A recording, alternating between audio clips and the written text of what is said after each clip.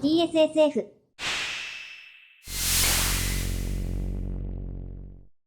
Hey everyone, just wanted to put together another tutorial. Would this be a tutorial or is this more of a run through or an explanation? Anyways, I wanted to explain the steps tab for chipsynth SFC. By default, when you load up the init patch, the initialization patch, chipsynth SFC has a vibrato set to step 1, which is the first step. What do I call that? Anyways, it's this first step modulator. And as you can see in the mod matrix, which I went through in a different video, it has the control mapped to controller 1. I keep saying channel whenever I mean controller. What that means is basically, instead of the sound modulating with the sine wave constantly, basically you would have to use the CC1 or the mod wheel here to be able to have any of that affect the sound that you're trying to affect. Now, you can shut that off, like if you wanted to, you could just keep this none, and then when I play the sound, it plays it at full depth. But if I turn that back on and I put CC controller 1, because controller 1 has 0 applied to it, there's no depth to the effect now, until you raise the CC modulation wheel. So that's one of the cool things that you can do with the steps effect, and you can technically set that to anything. One thing you may have trouble setting it to is if you're trying to modulate samples. In the past, you used to be able to change samples on the fly, but because it caused too many problems, it was taken out. So if you're going to be trying to modulate with any kind of envelope your sample changing, then you'll have to re-trigger the sample before chipsynth SFC will play it. It's just unfortunate only because any of the effects, like if they shipped it that way, then it would have caused way more problems. So they took it out for support reasons. Now the other thing that you can do with this is, I'm a fan of Final Fantasy IV. Final Fantasy IV has different styles of vibrato. So right now this is a sine wave. Turn that back up. So right now this is a sine wave, but you can also clear it. And I'll change it to 4 steps. And I'll do what Final Fantasy IV does. It has something called a unipolar vibrato. That's a little bit too fast. Let's change this to 32. And let's get some echo going so that you can hear what it does to the sound. Actually, strings are nice, but a trumpet is probably a better sound. So let's get a trumpet going first.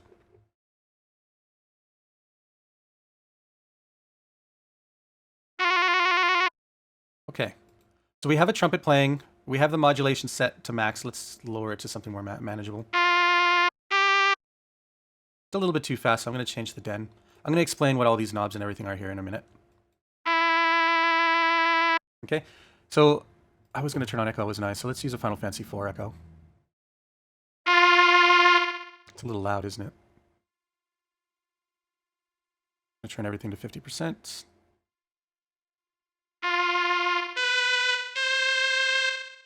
So that's emulating Final Fantasy IV's echo because it's using a unipolar envelope. I guess you could call this an envelope. Basically, it's changing the shape of the vibrato. It's going up and then middle. Final Fantasy V used to use a bipolar pulse wave. So in other words, it had a positive and then a negative in the waveform. Kind of sounds like a sine wave when you apply the echo to it, doesn't it? One thing you might not want is for the vibrato to play right when the sound, like when the key is placed. And this is one of the biggest features that I am absolutely in love with. I requested this, Plug delivered. Basically, you have a delay and a ramp. So the delay is how many frames you want to delay it from when the note is played. So let's say Den is 24, so that's a 24th note. That's kind of weird. Kind of a weird mathematical, but let's go 24, 48. Let's see if I can get it to play on the 3rd beat. So 24, 48, oh my gosh, my math is terrible. 72. So let's put 72 here. And on the 72nd step, the ramp is going to go up by 24. So what that means is on the 3rd beat of this note, the vibrato is going to gradually go up into the full depth that you have set in the mod wheel.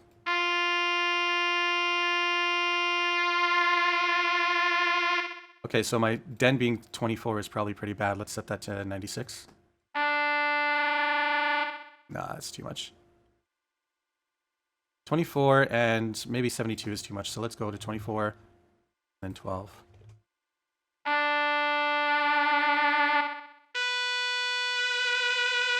So you can hear the applications that you can use with this kind of feature. Basically, it allows you to set the vibrato for your channel, never have to put in vibrato again manually. Once it's set and the note plays long enough, it automatically plays the vibrato. So it's got auto vibrato, and that makes me so happy. So let's go over this. Because this is a detune effect that the step is going to be modulating, it has a positive and a negative. If you were to set one up for a volume, for instance, so we'll go to voice, amplitude, and then turn it on.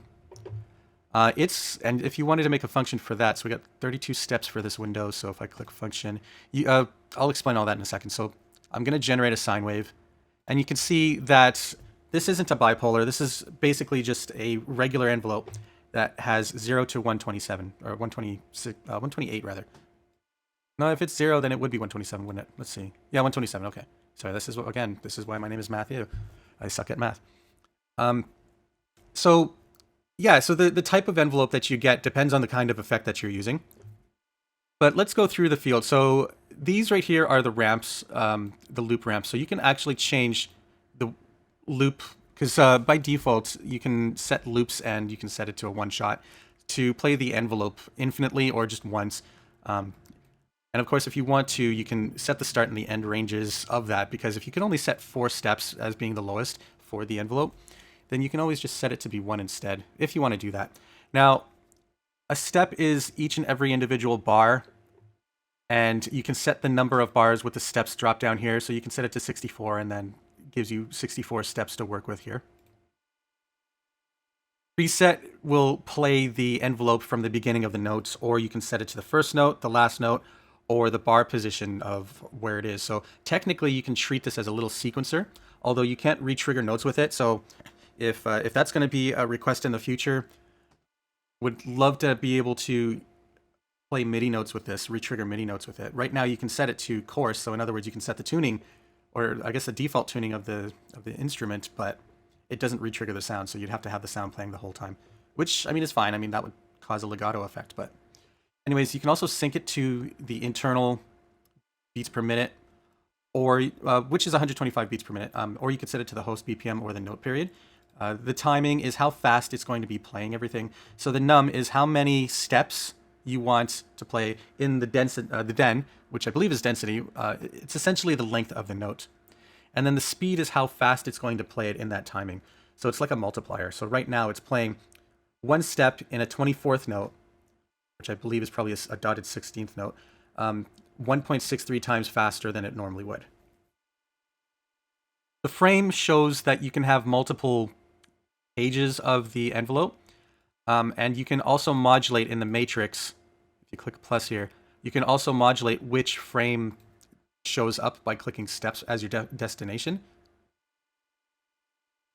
by selecting step and then frame. And you can also modulate in the mod matrix. I didn't talk about this in the mod matrix video, but you can also modulate the steps, speeds and loops and everything if you want to. This tool is super powerful. Like it lets you edit almost everything. We talked about delay, we talked about ramp.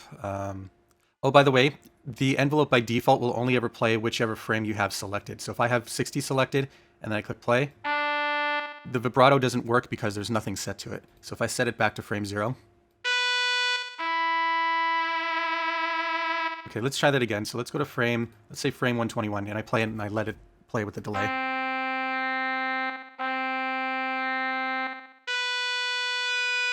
So you can hear something happening to the pitch, and that something is mostly because something's set to 0 here. So it is affecting the pitch just slightly, but it's basically defaulting it to 0 because the detune on this page has nothing on it. But if I change the frame or the page back to 0, which has something on it, vibrato plays again. You can copy and paste envelopes between pages or different step envelopes. You can also clear it if you don't like this. Oh, I just lost it, didn't I? And if you wanted to make something a little bit more mathematical, like for instance, let's set the frame to 0. We'll set the steps to 64. And I wanted a really fine vibrato. like a sine wave vibrato. Actually, you know what? Let's try triangle vibrato. I would click the function button and then choose whichever function I want to generate. So I want a triangle vibrato, so I'll click try. Now when I play it, so it's slower because I changed the number of steps. Before I only had 4, now I have 64. But if I change the density to, say, 96, that's going to play a lot faster. Maybe 256? And then maybe change the multiplier. But of course, because the number of steps changed, I'm going to have to change this. So let's try 72 for that now. And then 24. Oh, it's a lot faster, so I'm going to have to change that to, say, 192. And then 64. So you get the idea. You can generate a ton of stuff here. I use detune as an example, but there's so many other things that you can modulate. You can set the delay. You can only set the time in the delay because, as I said in a previous video, I think it was the echo video, you can't modulate a lot of the echo stuff because the echo stuff needs to be compatible with chip crusher. So these knobs use the kinds of variables that the step modulator doesn't currently support. Who knows, maybe in the future it might be supported, but as of right now, the only thing you can modulate is the time, which doesn't really give you much great effect. I tried playing around with it. It doesn't really work too well.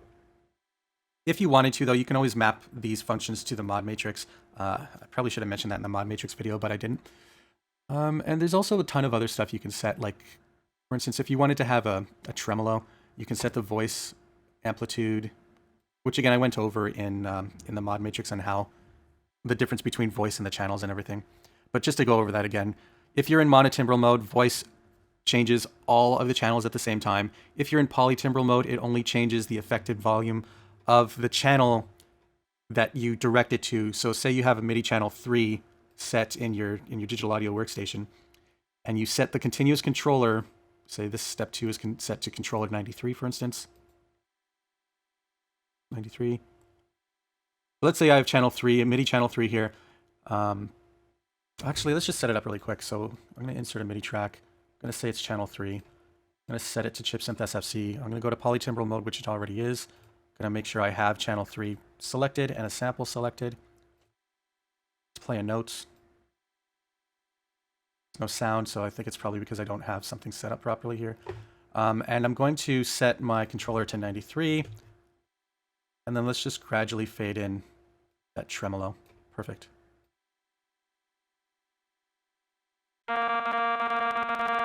Okay, so it's messing up. There's no sound because I don't actually have something set here.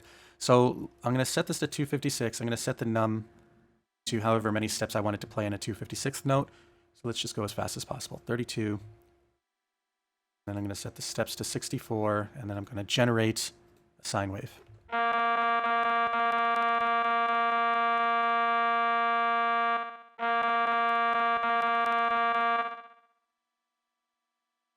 So you can see that it's affecting the channel, the volume of the channel, because I'm telling it to use the step modulator here, and it's changing based on the controller that I have set up. The volume's kind of funky because I need to set up a default volume and everything for the channel, but you get the idea. You can modulate the volume, you can modulate pitch, you can modulate a ton of other things. Yeah, pitch. The last thing I want to show you is, let's get rid of this volume thing. The last thing I want to talk about is, let's keep 93 up. I'm going to set my steps. Let's make sure I got nothing in the matrix. Whoops, let's go back to polytimbral mode. Get rid of everything. Okay, I'm going to set my first step to, not detune, let's change it to channel 3, transpose. So I'm going to set up a sine wave, which is going to give me a crazy deep pitch bend.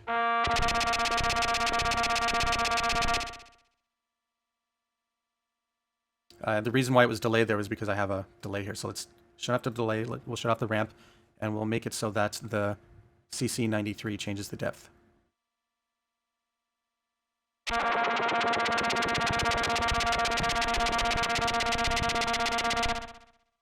Slow that down just a bit.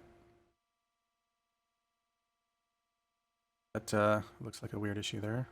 No, maybe I set that. Yeah, I set it wrong. Okay, so we got steps 32.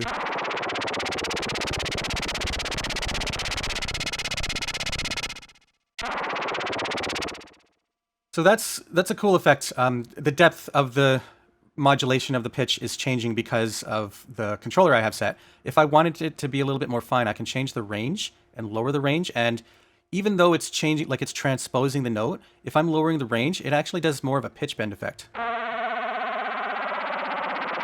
little fast. Let's slow that down.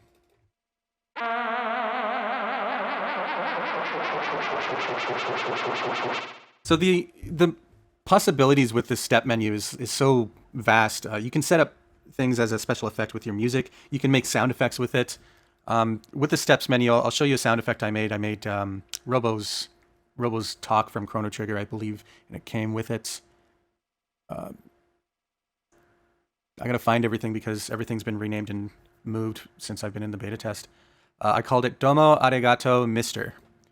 So you can see I have a volume set here and kind of like a random transpose. So let's click, well, let's play a note.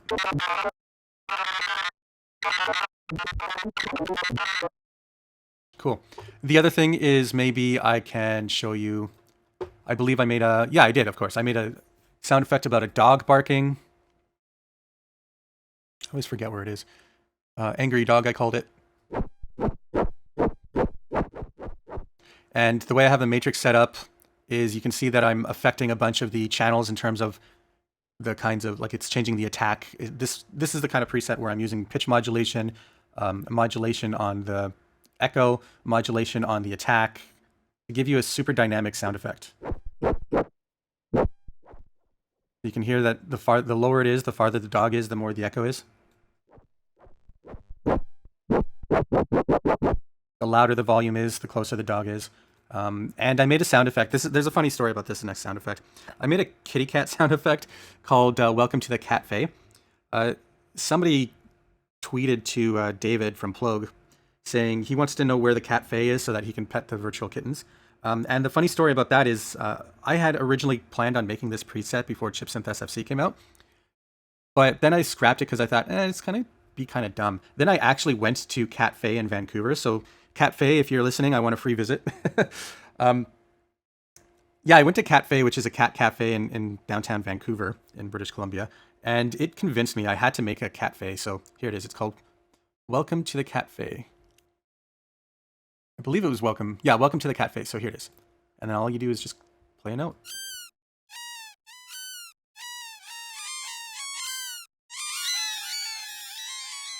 Roughly modeled after Chrono Trigger's cat as well.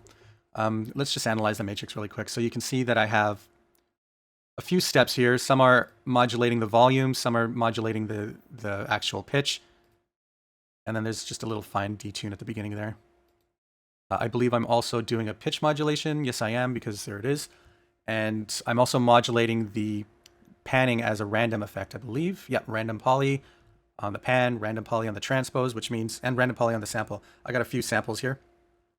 Basically what that's telling us is that when you're playing a note, that sample could be different when I play that same note at the same velocity, and at a different pitch, and in a different part of the speaker. I just wanted to give it some variety. So you get an idea of how powerful this menu is. Play around with it. If you guys have any questions, let me know. Like my content if you like this video, please. It really helps me out. Subscribe if you want to see some more chipsynth stuff or just general music, video game music remakes that I do. And yeah, feel free to follow me on Twitter. I never really plug myself, so this is kind of awkward for me. My handle on Twitter is @TSSF. And yeah, shoot me some questions via direct message too if you want. I'm definitely here to help you out. I'm mostly helping out with this VST because I want to hear some more cool, authentic Super Nintendo stuff. No more of this fake stuff that Nintendo puts out in Mario Maker. Actually, that's not really fair because Mario Maker 2 had an update that has a bunch of worlds in it, and the bonuses use actual Super Nintendo Super Mario World samples. So at least they're getting their act together a little bit. But Nintendo, if you're listening, make some more authentic Nintendo music. The indies can't be making authentic Nintendo stuff. Although, again, that's not really fair because the latest Mario Maker actually uses authentic NES sounds. Like authentic NES music. Anyways, I'm rambling and going off on a tangent here. Let me know again if you have questions, and we'll call it a day. See you guys. Bye.